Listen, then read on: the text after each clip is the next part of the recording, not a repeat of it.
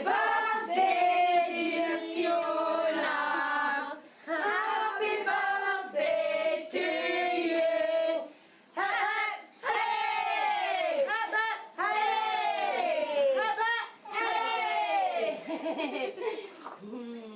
غير مصاصة أولية.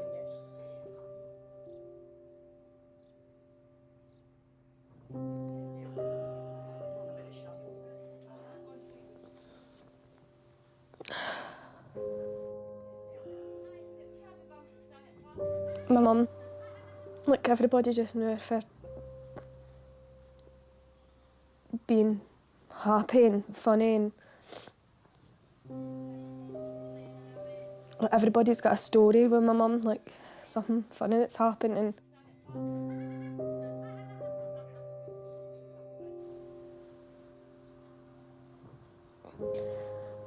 I don't know what it was, but she just always had a way of making you feel good about yourself. Like,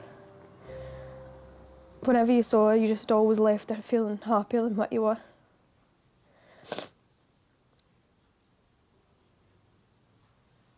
I think she had that impact on a lot of folk.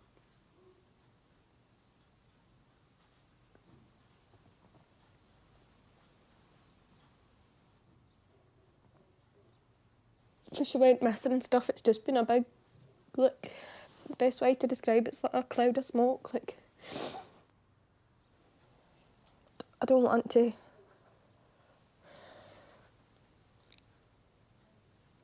ever think that it's happening and it's real.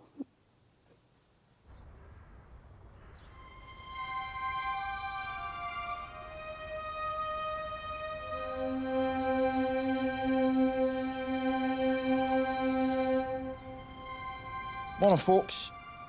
Lots of familiar faces in this room, which gives me the absolute confidence that we'll deal with what we're actually going to deal with here. And this is what we're actually going to deal with. Missing person, Julie Riley. And the bottom line is there's suspicious circumstances as to her currently being missing.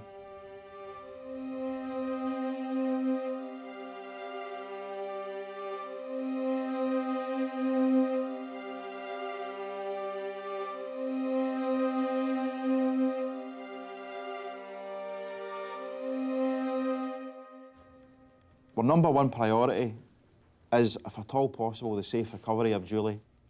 Find where she is and attend to any needs that she may have. So, what could have happened to Julie? Well, she could have voluntarily absented herself for her friends and family for whatever reason, we don't know. She may have come to substantial harm or death at the hand of an as yet unknown person. We can't discount that she's been held against her will, unknown location for an unknown reason. If she has come to substantial harm or death, then why has that occurred? Has she been murdered? Potentially she could have self-harmed and she's in a place where we just can't find her. Stevie, give us a wee bit of background just about Julie, will you, please? Julie is a 47-year-old female who lives alone. She's originally from Ayrshire. She suffers from a hypoxic brain injury where she was in hospital for 5 months.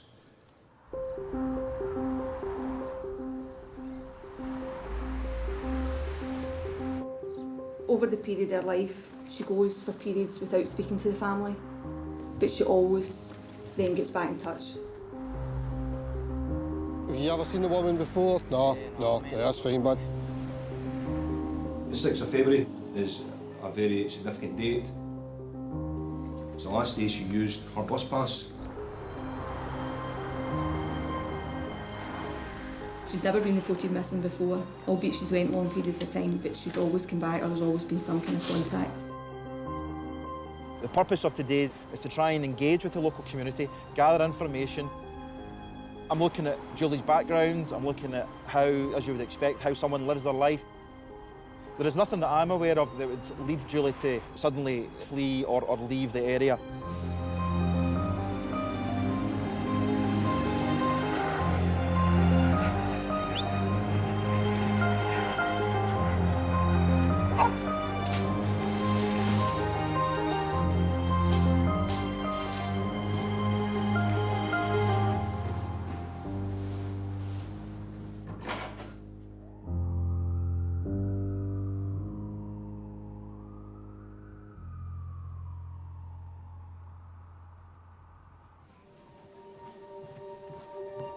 I moved to Major Investigations in 2011. And at the start of it, when I was probably younger in service, a lot of it was around the thrill of the chase and getting that 10 seconds of energy when you've got that key piece of information that you know that that's the bit that proves this case. And probably, if you're honest, as you become more mature in the job, it's a difference that you can actually make to the victims' families in their darkest moments.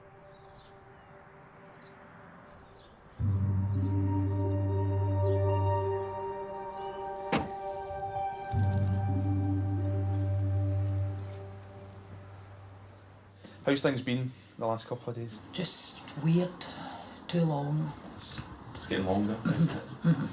Bad. She's been upset this morning. Yeah.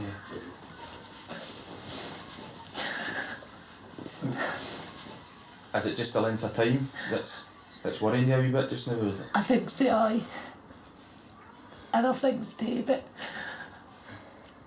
if she's no alright, how's she no been fun? That's my question, my thing now is, but if she's no alright, she would have been fun by now. Look who's all trying to fin her, look who's all the police and nobody can fin her, and that's what makes me hope so much she's alright. That's my wee clinch to hang on to.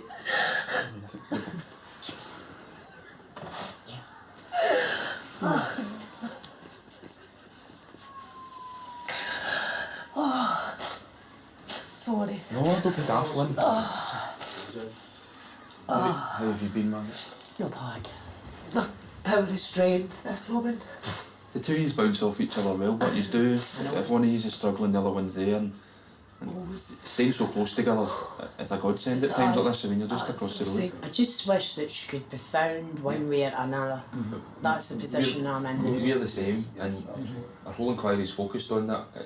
Is finding Julie, finding out why she's missing. Aye. For whatever reason it may be. But, I think is she lying somewhere? Is she away abroad? I think none of these things. It's a million and one things every single day, and they're different every single day. It's hard because you're wanting answers and you're waiting for answers, and I know every time I'm phoning you, your heart's going to skip a beat. Aye. It is, and it's another week, but then that's I also keep thinking to myself, well, she's no been fun. They would have fun had been out. The dogs, the helicopter, the divers, somebody would definitely have fun had been out.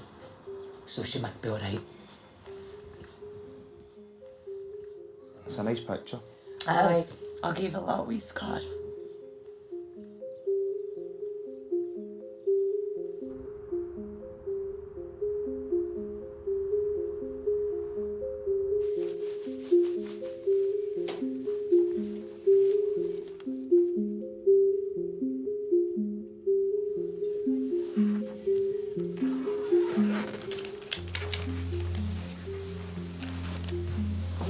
Diary, it's dated 2017. First thing is mum's phone number, take that as it's mum.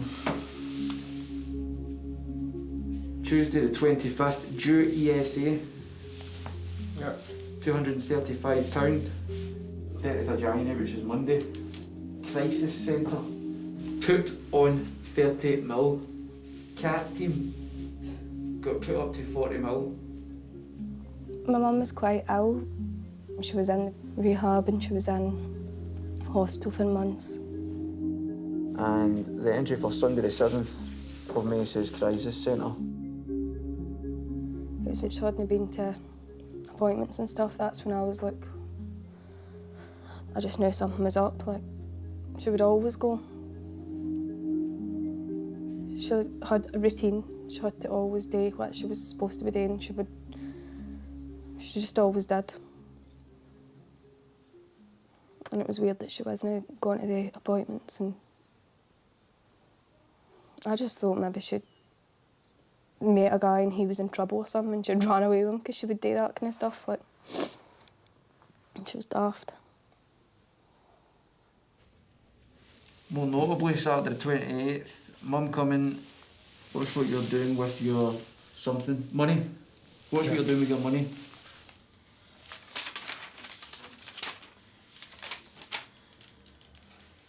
Have a seat. Oh, thank you very much. How's the rubber?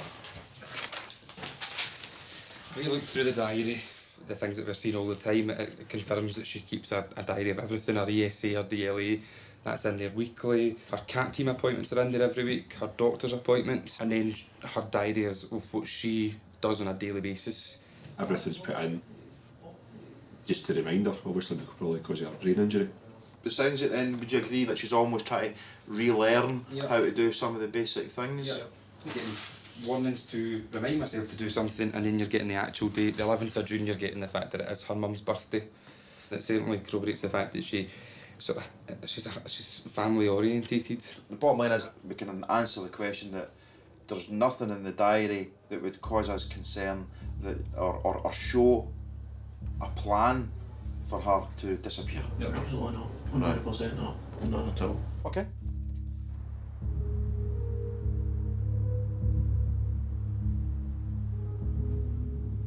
So we're just going to be going to a house at Shield Hall Road. This is the house of a missing person, and we're going to do a forensic examination on it.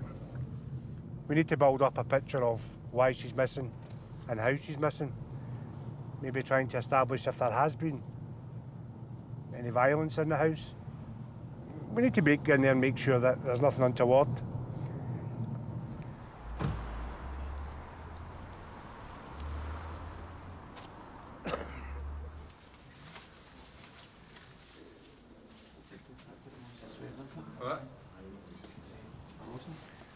For me today, marking our mission at the moment would be to identify any potential blood or what have you, and to get this place all photographed and get that done, and then tomorrow come up with a plan. Okay.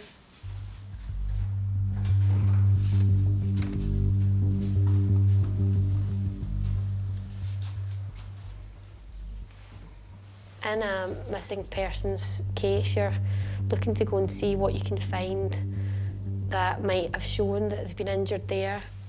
Is there any blood patterns that show there's been any kind of assault? In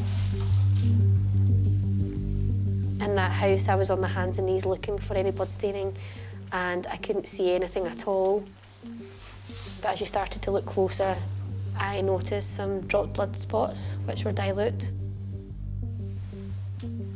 But it was all very disjointed, and it wasn't very obvious if anything had happened here.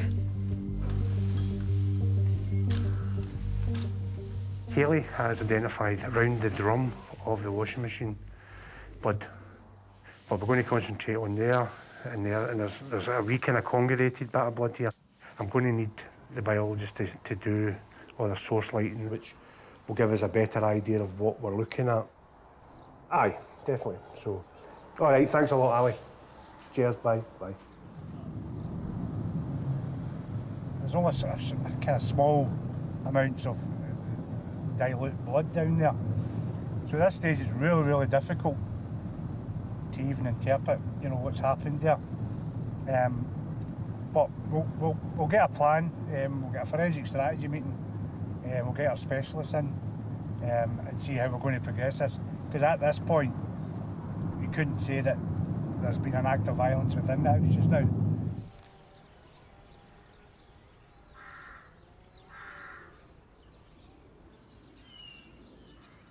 I got a phone call from a hospital in Glasgow and just said that Julie never turned up for an appointment today. And at that point, I never thought much of it because I thought there'll be a phone call saying they've got her. In a Honest couple to of God, days, that's and that what was I my thought, genuine thing. because that's that was the just beauty Julie. character and not been That there. was just Julie. So it was. It wasn't. That was Julie, no phoning me, but she would eventually, you just left the phone, it would be her. Aye, mum. Quite the thing, as if As she'd if been on the nothing phone had the day happened. before. Ken, that's what Aye. Julie was like. Yeah. The last phone call I got for Julie, she told me that she was moving somebody in, a lodger in. She's thinking of moving this lodger in, and I disagreed with her. I said it was wrong, wasn't for her. But she said, he comes from Pennylee, I know him, he's okay. And I said, I think it's all wrong and that you don't need this. And she says, I'm not going with him. I said, the new. That's the answer again. And she says, it could be my carer. And I thought, oh no, this is getting worse. and she hung up because they disagreed. Right. And that's the last time time she spoke to you. You're waking up in the morning and you open your eyes, it's normal and everything's alright and that, and then the reality hits you a hard punch right in the side of the head. Basically it does. Everything you thought about the day before runs through your head before the new stuff for this day starts running through your head, and what have I no thought about, as if that could be the answer to it. I'm alright if one car door shuts. If I hear two car doors shutting, that's when I got up to the window. And I look out the window.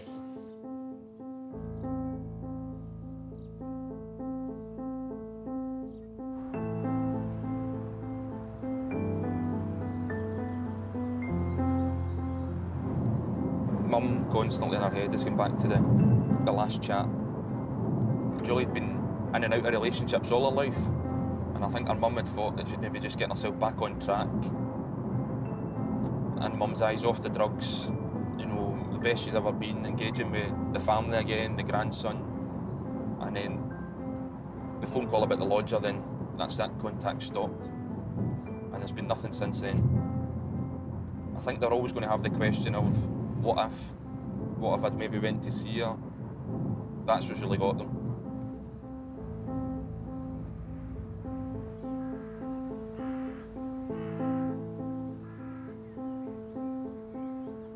Morning, folks. Okay, so around the turn of the year, and I don't have anything more specific than that, it is around the turn of the year, Julie becomes involved in a relationship with a male by the name of Andrew Wallace.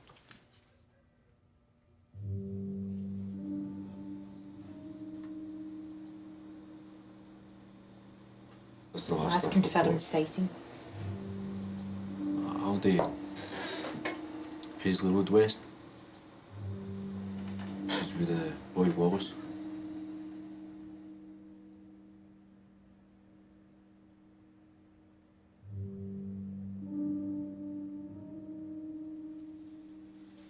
On the 6th of February, which is the last known sighting, Andrew Wallace sends a text stating that he's going to carry out some form of scam on Julie on the QT LOL. So he's preparing some form of scam on the day that she goes missing. Same here. This is the boy Andrew Wallace, who was living with the missing person at the time.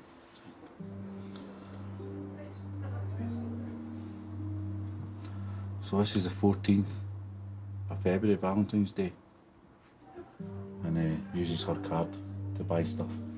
It could be a top-up for a phone, I don't know. This is Aldi, Paisley Road West. So that's her card, it's a fraudulent transaction he's doing, buying his stuff. So you see him, he just skims it. He's only buying up to a certain amount, so he doesn't have to put a pin in.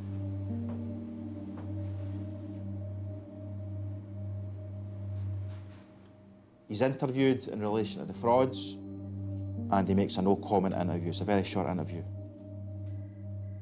Andrew Wallace yesterday appeared on petition at Glasgow Sheriff Court and is remanded in custody in relation to a number of frauds. We've got a short period of time, as you know, to work around what we've physically got. Key time frame is essentially between the 6th of February and up to the 10th of February. Between that time frame, Andrew Wallace attends at another male's home address, and he's got scratches to the side of his face and his hands, and he's covered in blood. He provides an explanation that he was near to a roundabout on Govan Road, and that he was hit by a truck, hit by the wing mirror of a truck, and he rolled along the side of the truck. But he goes into the bathroom and he washes the blood off himself, his hands. When he looks at him after he's cleaned up, he's got scratches on his face and on his hands. So that's the situation we're faced with right now. We need to basically find her alive or prove that she's dead. One of the two.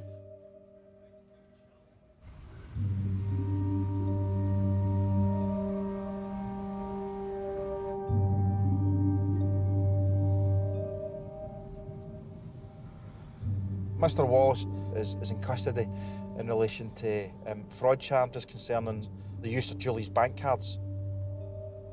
For me, it started the clock ticking. I have to look very carefully at the decisions I'm going to make in relation to Mr. Wallace. There's risk, and that risk is to the public by not getting sufficiency of evidence in the right timescales and potentially releasing an individual into the community that you've got concerns about.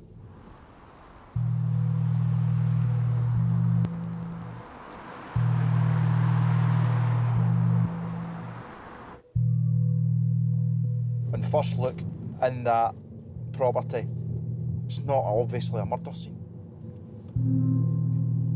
We've got some drops of blood which are Julie's.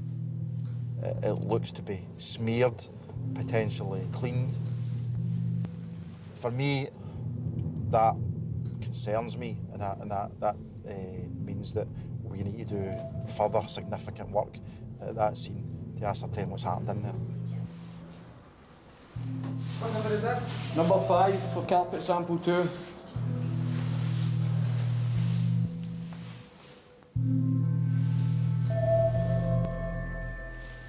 But what we might need to do is, heavy staining there. That shows you the amount of blood that must have been on there. Right, freeze, okay? Just going to suspend it just now because we've obviously got blood seeping through the carpet onto the floor, underneath the carpets.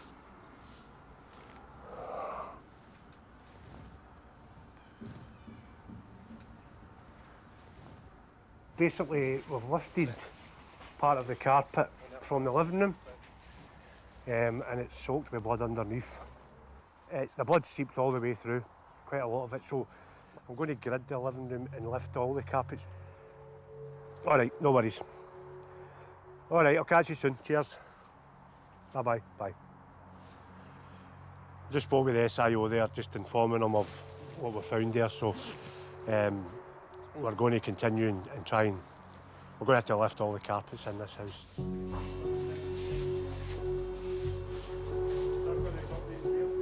These are going to go up to Gartcosh, the mark enhancement lab.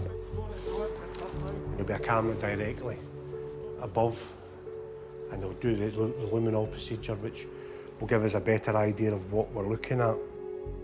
So a very interesting development, not one that I was expecting, but nonetheless, we will deal with it.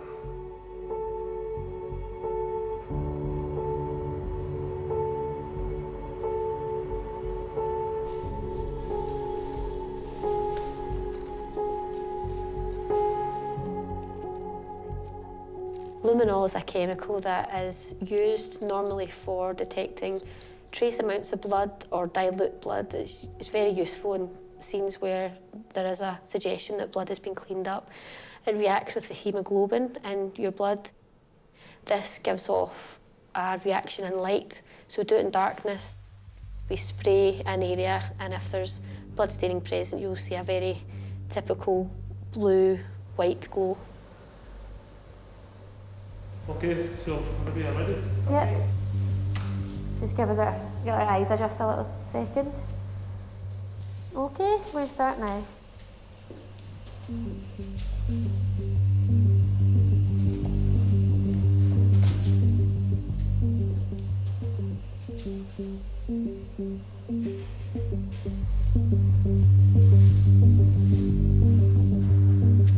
The initial results for the luminol was quite shocking, actually. I don't think we expected it. Here's the guns. So there's the footprint there. Do you see that in the middle, everyone? Where the toes are? You could see someone must have walked around with blood on their feet. It really just showed the extent of how much blood was actually there.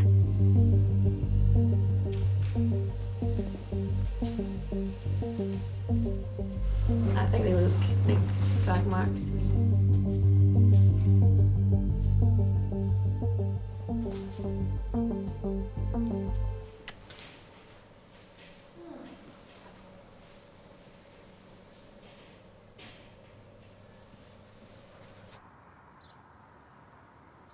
I think probably the best place to start is just look at the luminol pictures.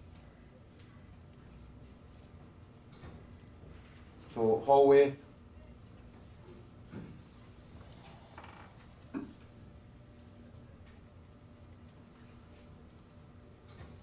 Pretty powerful stuff. That's all areas of blood.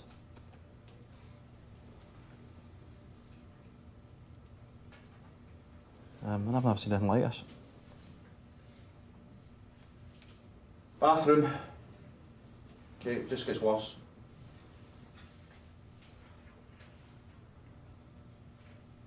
That one, I think it tells you a story, eh? I think we're as confident as we'll ever really be as to what's actually happened in that location. From here on, Andrew Wallace is now a suspect for murder. We need to have in the back of our minds, we need to nail this on the person who's done this, all right? Because that's as bad as I've seen.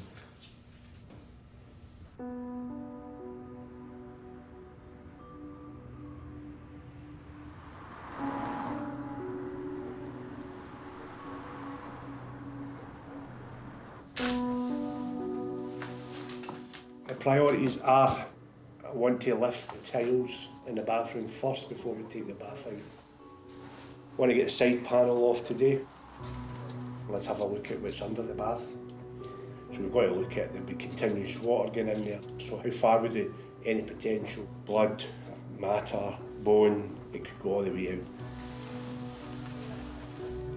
And the wash machine will be the waste pipe. And I really want to have a real good look in that drum.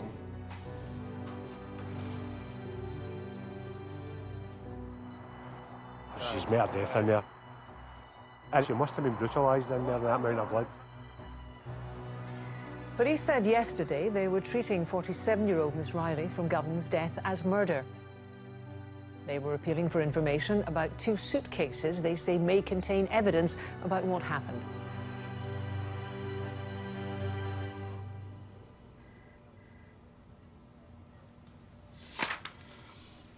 In relation to the suitcase, a witness tells us that Mr. Wallace comes into his house and he's hauling a large suitcase into the flat.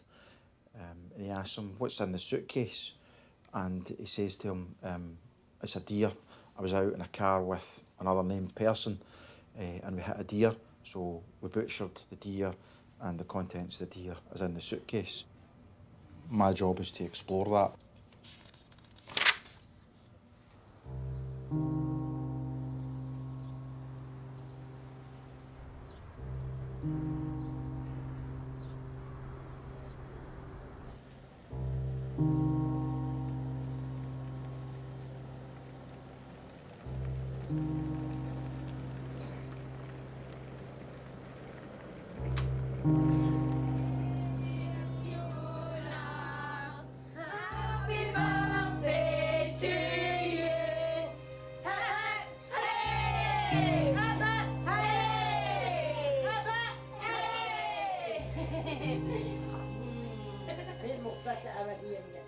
My mum was quite ill with like drugs and stuff, so my gran adopted me.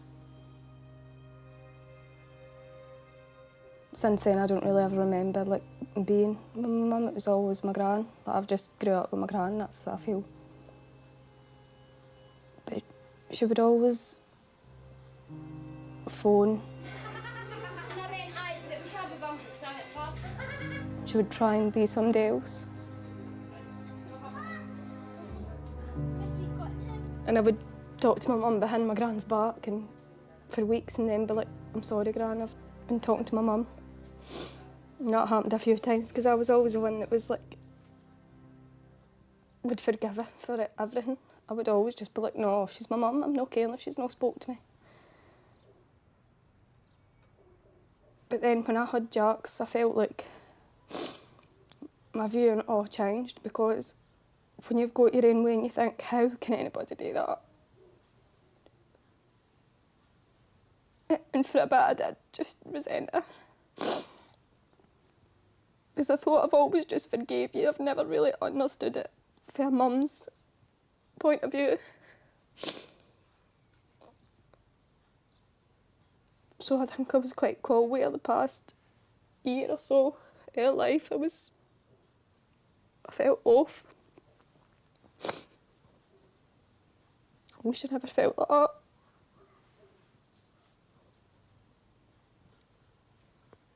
I feel like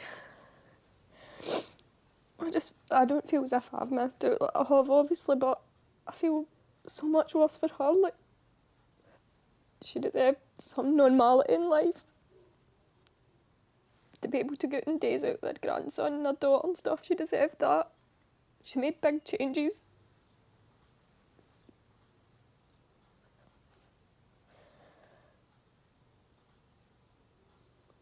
You just want somebody to, you want a phone call to say, like, this is wrong, we're wrong.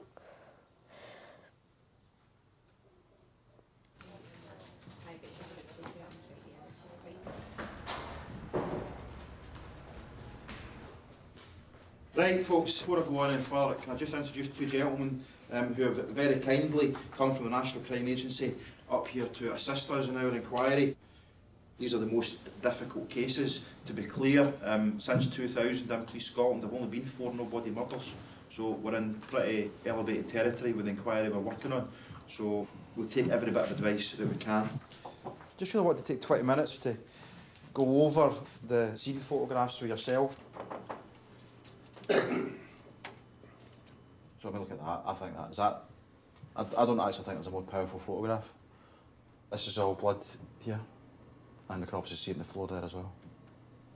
So am I right in saying essentially what we're looking at is scratch marks in the bath? Yeah, there was quite a lot of damage along the bath. I see the horizontal scores. It looks to me that a possible attack site could be the living room, but finally went to the bathroom. When you know it's going to get really messy, where's the easiest place to clear it? The bathroom. Yeah, I think given the marks that are on the bath, which could substantiate if she's been dismembered, the smaller parts, bigger parts, it could be anything. One thing we found from experience is that offenders, when they're faced with the dismemberment aspect, they don't appreciate just how difficult it's going to be to do that.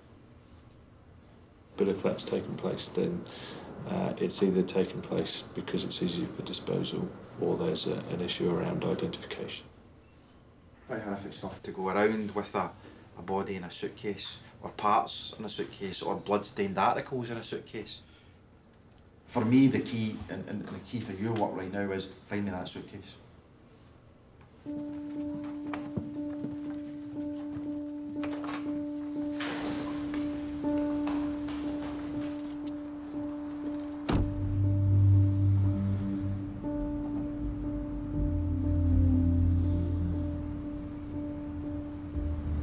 At the moment, I think we're building 2 scenarios that the disposal is all in one place and one large part of the body. Maybe the head and hands cut off, identification aspects, or whether we're looking at quite a number of small sites, and yeah. It's horrendous.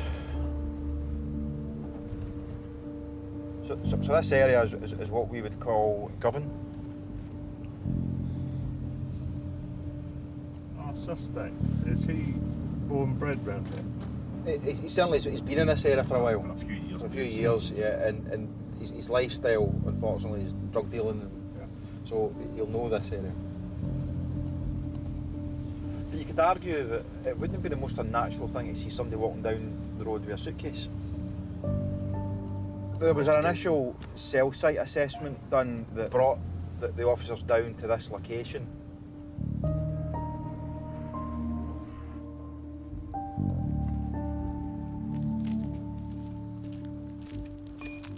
So it's an enormous area. So there's lots of kind of open stanks and culverts and things in this sort of area. That is the nearest point of relief, really, isn't it? If he's coming down here and he wants to get rid of that thing, that's the obvious point to go and do it. If you're going to put it in the water.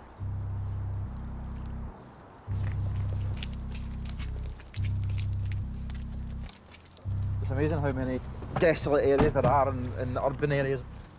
You start to go, you could hide something anywhere, couldn't you?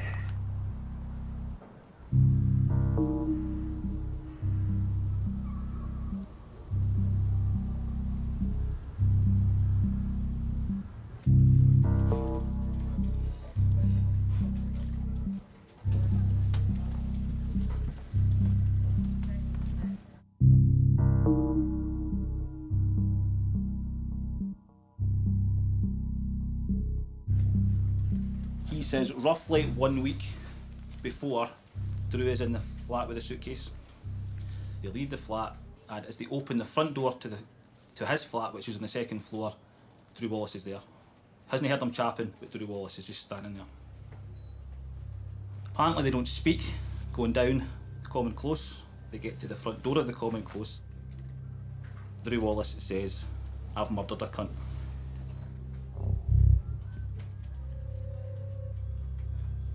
First thoughts are, why is he telling me this? I don't really know this guy that well. His phrase is, what the fuck's it got to do with me?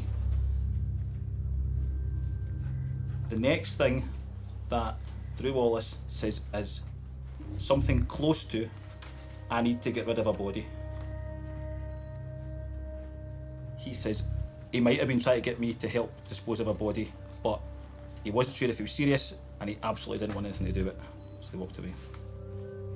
He said he was stressed, dishevelled, not his self-confident self. Just going to go over with the verbals again. So, verbal 1, "I've murdered a cunt." The next verbal is something close to, "I need to get rid of a body." He remains a witness. He's told us what he's told us. It's satisfying from an investigative point of view, but you're right now, the only thing you think about is the family. That's the only thing you think about. It's not a sense of euphoria, it's just the family, you know. You've got, at some point in time, we're going to need to go and tell them what we know, so that's the thing that's right at the front of your mind right now.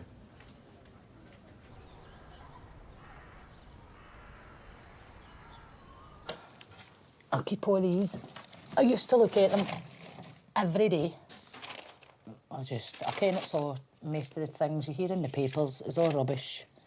But, unfortunately, I had to read the rubbish. There she is, front page, with the prince. It's a great picture too. And she was just so vulnerable. She would have opened her arms, it wouldn't have made it who you sent up there and chapped her door. If somebody chapped her door and says, "Hi Julie, I'm here to be your pal and care for you and love you," she would just have done that and put her wee arms out, and which anybody in her wee situation would have seen. The not knowing that is frying my brain. The things I've put in my head that's happened to her.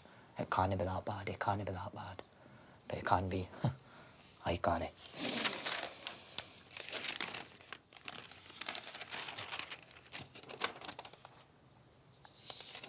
There she is. There we are. Does it feel real?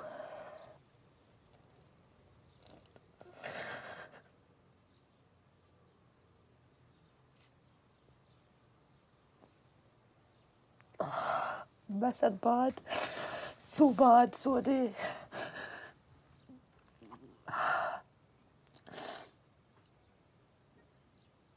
That wee face. How can you possibly do that to somebody?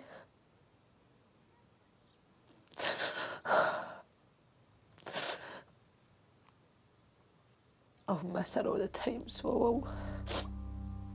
God love her.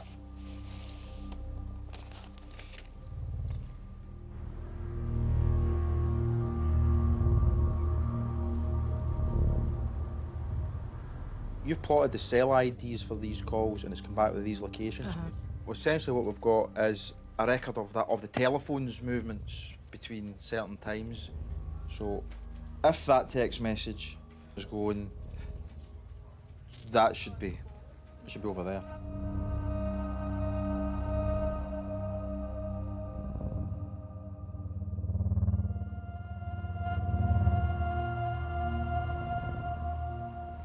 The phones generally tell a story because we know that there's a suitcase goes to a witness's flat on the 11th of February. But we also know that he travels to an area that's previously unseen in the inquiry on 2 occasions, Paisley Road West.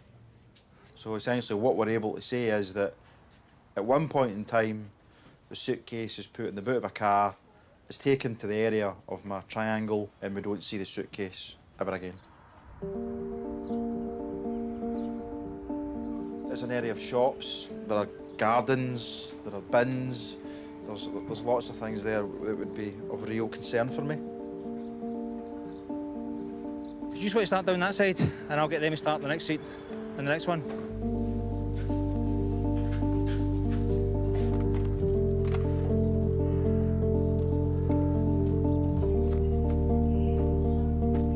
Just in case there's anything underneath that.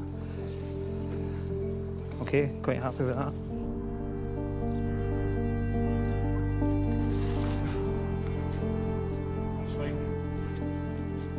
We're looking for a tan leather colour suitcase and a Royal Navy blue suitcase is what we're actually looking for just now. And as you can see from the area around here, there's all sorts of stuff discarded in the back courts, from furniture, mattresses, and the search team actually have found 2 black suitcases disposed of and a couple of under the stairs cupboards as well.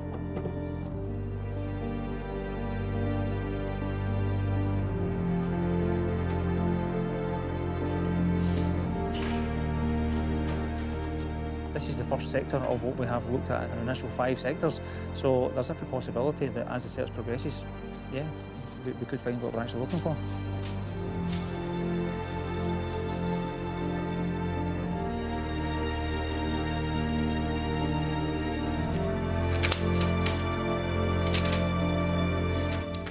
This is my wee book I have used since my sister went missing.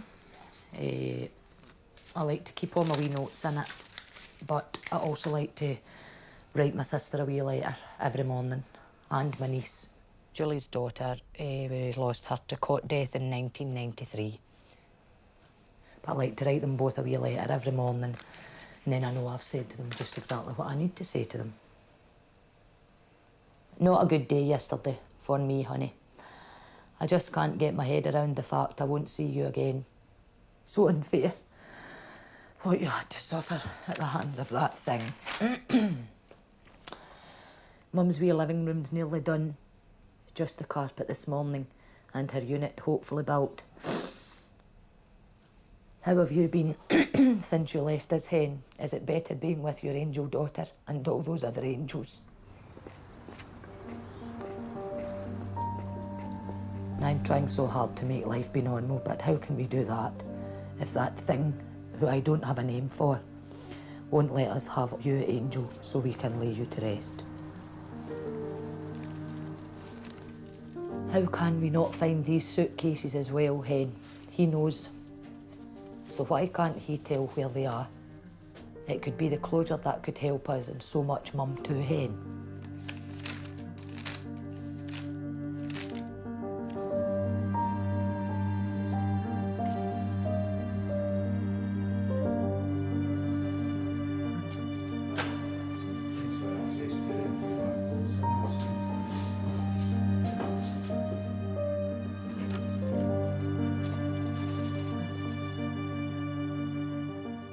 We just want to lay you to rest, so please, all my angels and their friends, please help us so you can be at peace with your wee angel girl. I'll speak to you both soon. Keep smiling and shining bright, my diamonds. I love you both so much.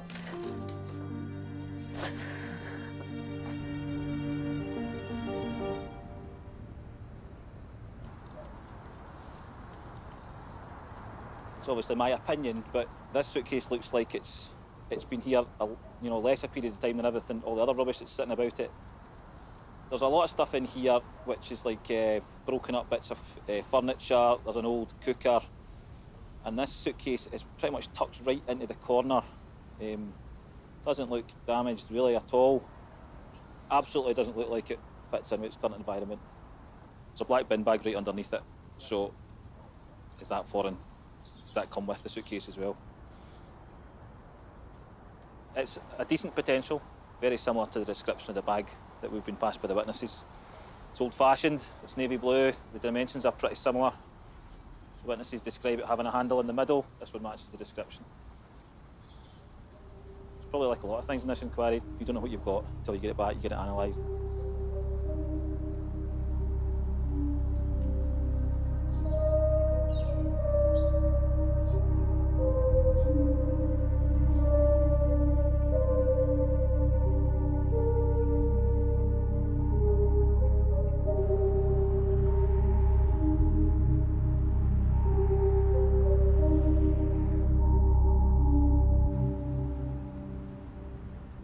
morning, folks. This will be quick this morning. The post over at 393 Paisley Road West on Saturday lunchtime, and they found a large blue suitcase. It was the right shape, right size. Campbell and Ali were doing some door-to-door in there, and they happened to notice a very nervous guy who was shaking like a leaf and had actually forgotten they'd put the suitcase out there, so it bottoms out, the bottom line. I think we're all under no illusions that we will unfortunately prove the death of Julie, but let's just not lose mind, focus around. We need to build that picture up before it, because that's the thing that will convict for murder. On the phone that we know he was using on the date in question, at 3:16 hours in the morning, the device carries out a search for fast and effective knife strikes. Then later on that afternoon, killing someone with a knife.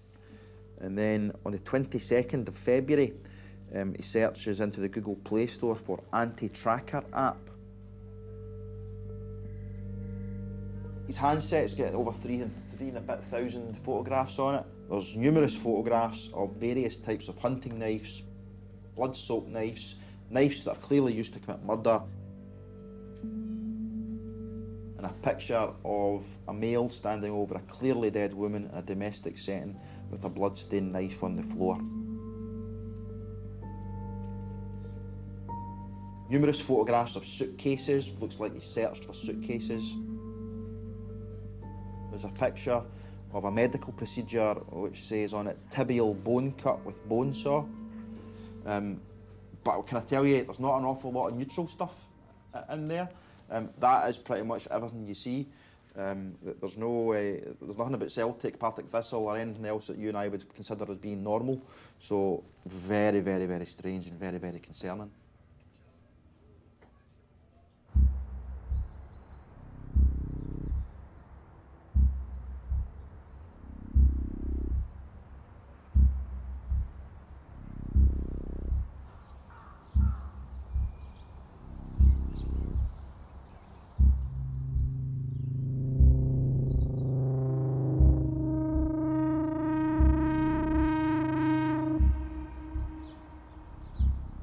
Four 287, free to speak. Are you okay to speak?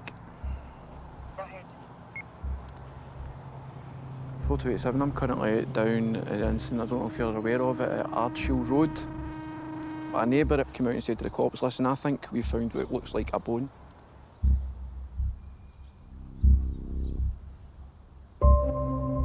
Would it be possible to arrange for IB to come down for photograph purposes?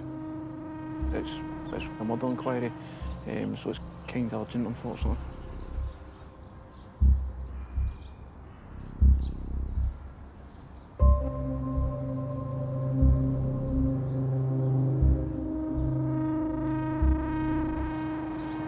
Potentially, sort of in the cell is we'll get IB, we'll get this photographed, but it's going to have to get sectored. Yes, get it photographed, get it recovered, get it to the mortuary. A wide is a post-mortem. Aye, that's what I've agreed. Okay, what size is this? It's about that size. Does it not look like a bone or a... Yeah, potentially. I know. Kneecap, I don't know. Aye, okay. Right, okay, I'll need to make a couple of phone calls. I'll need to go on to the media, and I'll need to... I need to send Chris down the road.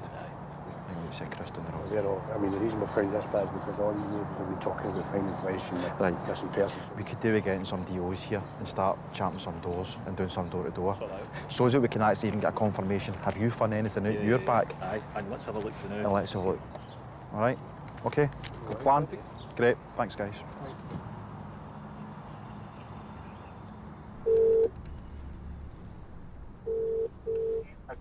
Chris, how you doing? Can you speak? Yep. So the bottom line is, I'm going to need to grab a neighbour, Chris, and start heading down to Auchinleck. Okay. I want to update the family that before the media starts to get a hold of this, that there's been potential. I'll need to think carefully about the words we're going to use, but I don't want to use the phrase body parts. But there's been items found in garden areas in Govan that are of concern to us. We just need to tell them that before the media started, because there's going to be a lot of forensic activity around about here, and I don't want 2 and 2 to become 9. I just want to make sure that they're aware of that. We're not saying it's Julie at this minute in time. But you know what I'm saying, Chris, yeah? I know what you're saying, aye.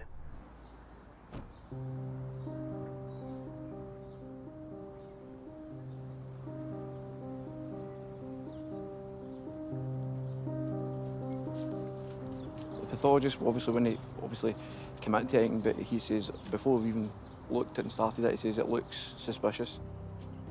I think their thinking is, obviously, if somebody came through here, or I think it's more than likely an animal who's picked it up for whatever site and came through here. But if it is her, then the rest is close by.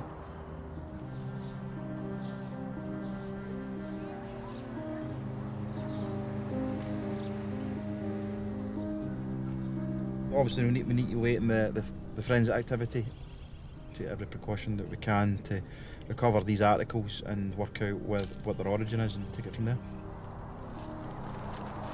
But the priority has been in this inquiry, it's always the family, and we need to make sure that the family are looked after. It may not be Julie, and I hope it isn't, but I would hate for them to find out from some other source as opposed to us, so the family have to be my priority at this minute in time.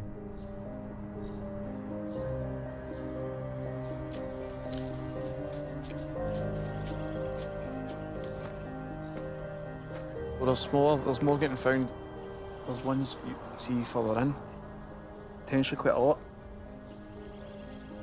However, there's bones there that you or I can't, we might think they're animal bones, but we don't know. There's bones everywhere. There's bones everywhere, mate. It's like a farmyard.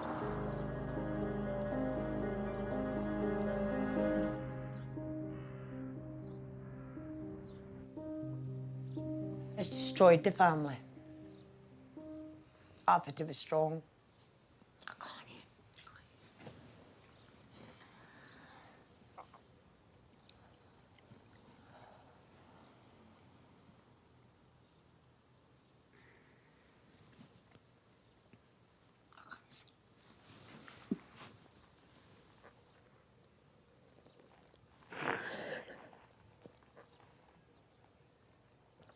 Aye, we're all round. I hope he's happy. I sit at night myself, that's my time for sitting. And that's when I think about it. Oh. And I'll say, I just wish you'd have listened to me. Don't take him in. It's a bad thing to do. And she seemed happy. She did. She would have looked after him. She'd have given him all the money. He wouldn't have tipped all the money. I know that. If he asked her She'd for all have the money, gave him it all. She wouldn't have hesitated.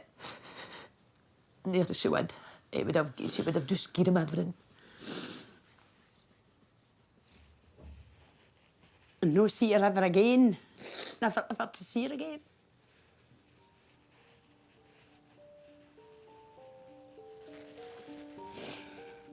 How somebody could do that and never know. No. Never know.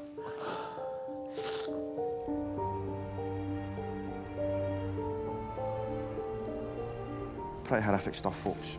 The article that was found at the pathway of 110 Ardshield Road has been confirmed by the pathologists as a human femur, and DNA from that is confirmed as Julie Riley's leg.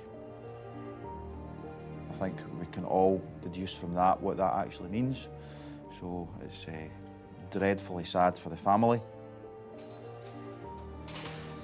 In terms of the investigation, as a team, we pull together to get this case the best it can be, so that we get Andrew Wallace through court and get him where he belongs.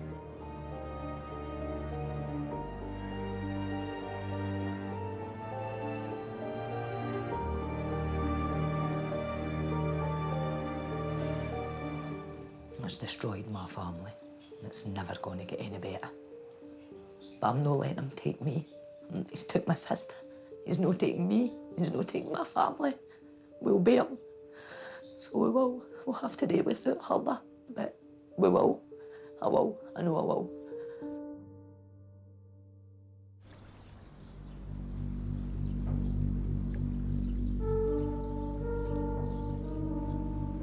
One of the maintenance staff here at Braehead He'd observed what he thought to be potentially a human skull in the water. Writing chopped up, Gran, it's horrible. You just don't want this to be memory, like, you don't want to think of my mum and think of this. To a certain extent, it all culminates in what's going to happen in the next few hours, and it's not lost on any of us. Tell me your involvement, if any, in the murder of Julie Riley. Zero emotion. I'm now showing you a photograph of remains. Getting wound up. Yep. Here we go. I'm starting to get pissed off, man. Just need a wee rest. You need to get through this. Go on, a break. No, you go. My view is that Mr. Wallace's defence will be that Julie committed suicide, but we'll let the jury make their minds up. You need to do the honourable thing, Mr. Wallace. I'd ask you and I plead with you. Tell me where Julie is.